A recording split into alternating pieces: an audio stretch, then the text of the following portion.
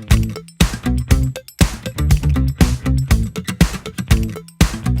foodies, and let's be honest, that's probably most of us, Europe is a celebration for the taste buds. And right now, mine are in party mode. Food in Europe isn't just eaten, it is embraced like it is the holy grail. And I'm over here with Scenic, exploring the cuisine capital of the world, starting in the beautiful city of Vienna. Orlando, being the head chef on our ship, you must love the European food scene.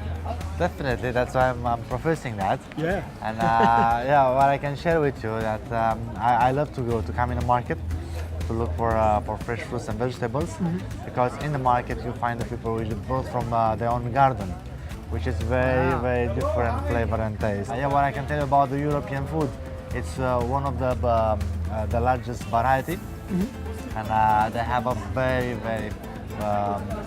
healthy way of food. I can tell you also the recipes, they are very old, the way we used to do it. Like an example, in the countryside, you have recipes from thousands of years. And just like Mama made it.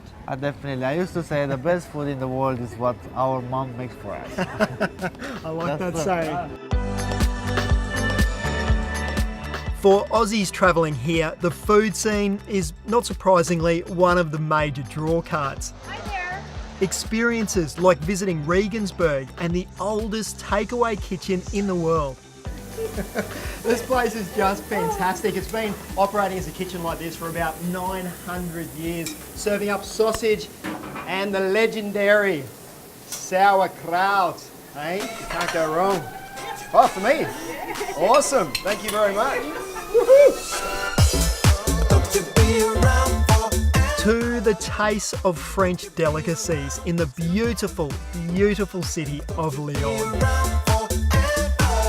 The legendary chef Paul Bocuse has set up his school of excellence here, and with Scenic you get a chance to learn from the masters. Everywhere you visit though, there's a story behind the incredible food. From the famous Apfelstrudel of Vienna to Mozart Kugeln in Salzburg, otherwise known as Mozart's balls. On board the Scenic Amber, the food extravaganza continues, and throughout your cruise, specialties from all over Europe are served up.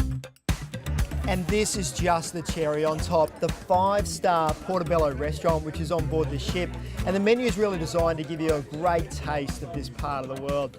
Now, I don't know about you guys, but I'm getting a little bit used to this high life, eh? And I can attest to that. Cheers. Cheers, guys.